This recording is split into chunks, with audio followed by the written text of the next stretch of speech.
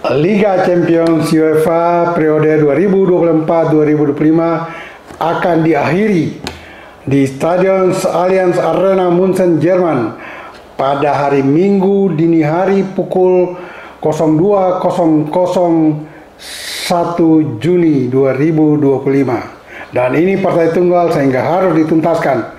Dan suka atau tidak suka, partai Paris Saint-Germain melawan Inter Milan atau PSG dari Prancis dan Inter Milan dari Italia harus menyelesaikan ini dalam satu pertandingan. Dan ini berbeda dengan semifinal di mana dilakukan 2 kali pertandingan. Dan sekali lagi, suka tidak suka, Rai Soccer TV lebih memilih mengunggulkan Paris Saint-Germain untuk mengatasi Inter Milan. Semua rekan sahabat Rai Soccer TV tetap setia bersama Bung Yes, dan jangan lupa like, comment, share, and subscribe.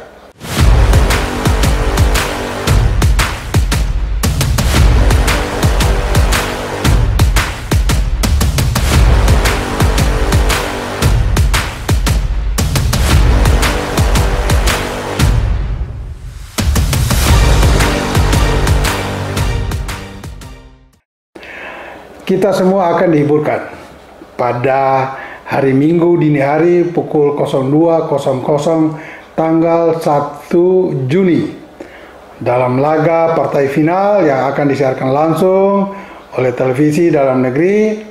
Dan ini partai yang memang tidak diperkirakan ya, karena di semifinal ada satu tim yang memang sangat menonjol ya, yaitu Barcelona Spanyol. Tetapi Barcelona sudah disingkirkan oleh Inter Milan, dan Inter Milan memang mendapat jatah ke final lewat sebuah perjuangan heroik dalam 2 laga melawan Barcelona. Sementara Paris Saint-Germain atau PSG juga maju ke final setelah mengatasi wakil Inggris Arsenal lewat 2 kemenangan, di kandang Arsenal 1-0 dan di kandang PSG sendiri skor 2-1 untuk PSG.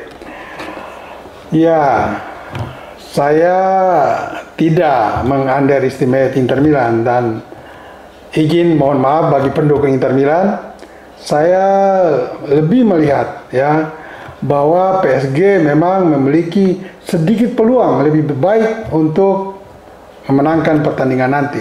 Dan itu saya coba akan menyampaikan alasan-alasan pemikiran saya mengapa saya lebih menjagokan PSG untuk keluar sebagai pemenang.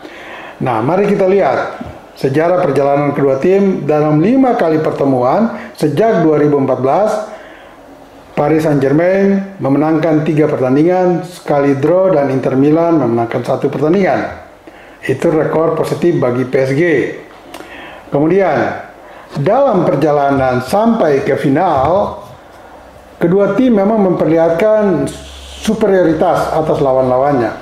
Katakan Inter Milan menyingkirkan ya raksasa Eropa, salah satu raksasa Eropa dan langganan juara Liga Champions, yaitu Bayern München dari Jerman.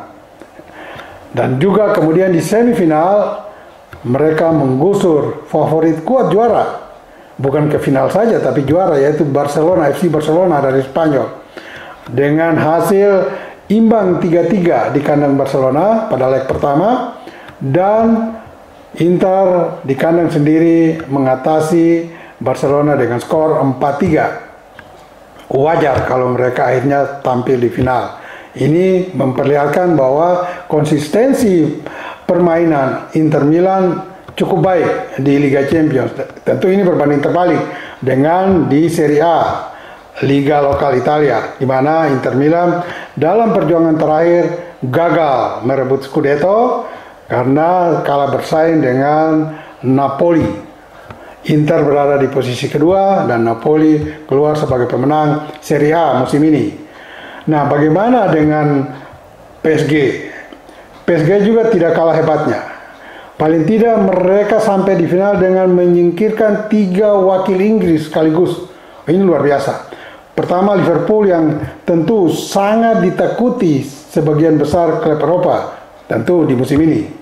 Begitu dahsyat memang penampilan Liverpool, baik di liga lokal maupun sampai di 8 besar.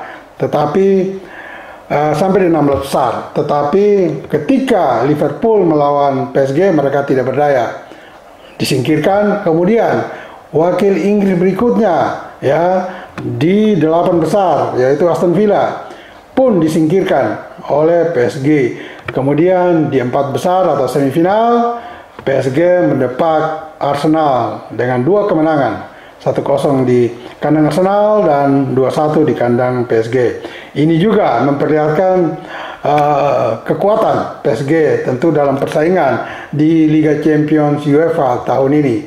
Nah, untuk lebih jelas mengapa saya lebih menjagokan PSG, mari kita lihat bagaimana kedua tim bermain dengan taktik dan strategi.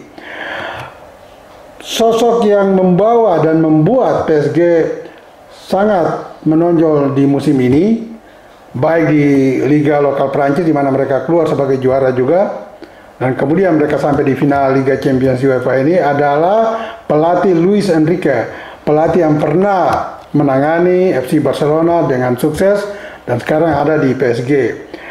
Enrique tidak memiliki pemain-pemain atau sederet pemain dengan nama besar. Rata-rata pemainnya adalah pemain berusia 24 tahun ya. Dan tidak ada ya pemain dengan nama besar di kancah Eropa. Tetapi dengan kehebatan taktik strategi yang diterapkan oleh Luis Enrique, ini membuat PSG sangat solid ya, sangat solid baik dalam bertahan maupun dalam menyerang ya. Dan kualitas individu yang rata-rata ini bisa dioptimalkan dalam sebuah pertandingan yang sulit dan ketat. PSG tahu bagaimana mereka bisa memanfaatkan momentum waktu sekecil apapun dan ruang space yang ada yang bisa mereka memanfaatkan untuk mengambil keuntungan.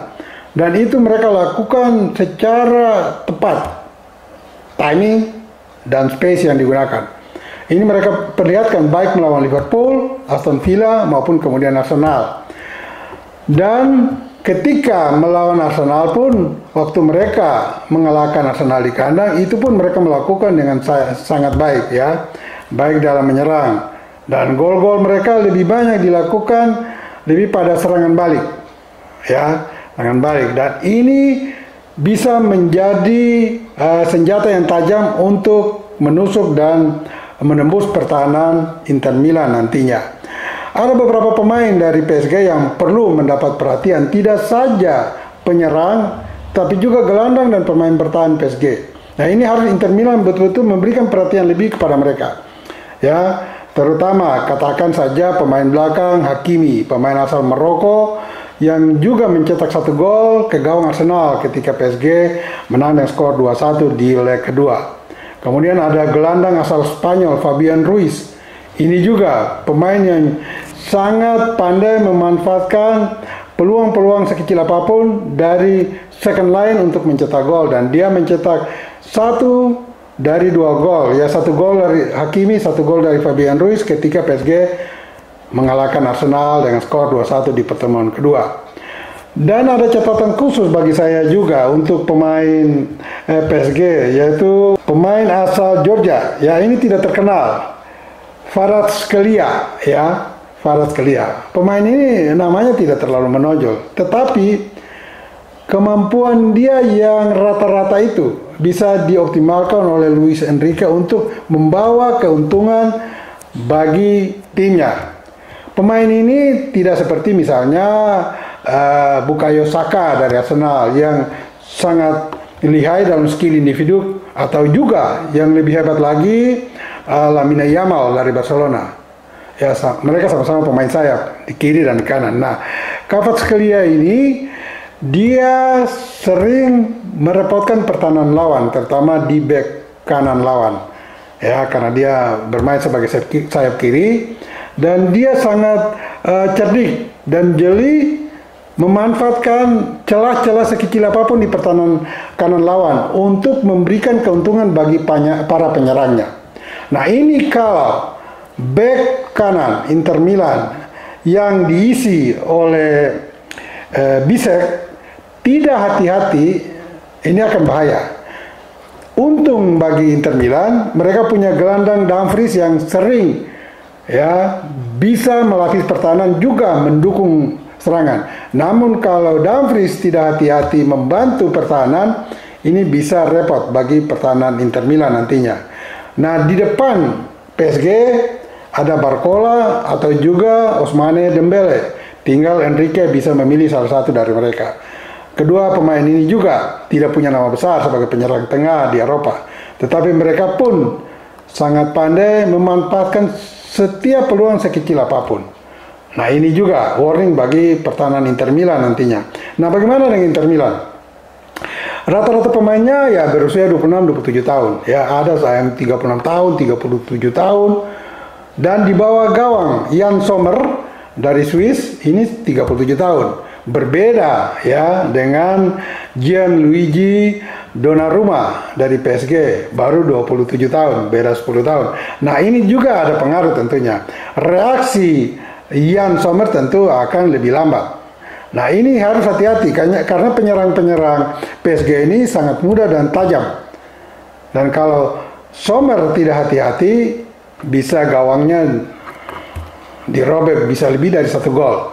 Nah, Inter dalam menyerang maupun bertahan cukup baik. Tetapi karena usia rata-rata pemain mereka 26-27 tahun, nah ini akan sulit. Ketika pertandingan akan berlangsung sampai dengan perpanjangan waktu, maka peluang PSG untuk memenangkan pertandingan sangat besar, ya. Tetapi kalau dalam 90 menit, bila Inter Milan lebih dulu mencetak gol, ini juga repot bagi PSG. Karena Inter Milan sangat menganut pertahanan Grandel yang terkenal itu, dan ini bisa merepotkan PSG dalam membongkar pertahanan nanti. Namun kalau PSG lebih dulu mencetak gol, Inter tentu akan bermain lebih terbuka dan ini bahaya. Nah, disinilah keuntungan yang bisa didapat oleh PSG. Jika mereka lebih dulu mencetak gol, maka peluang untuk memenangkan pertandingan lebih besar ada pada PSG.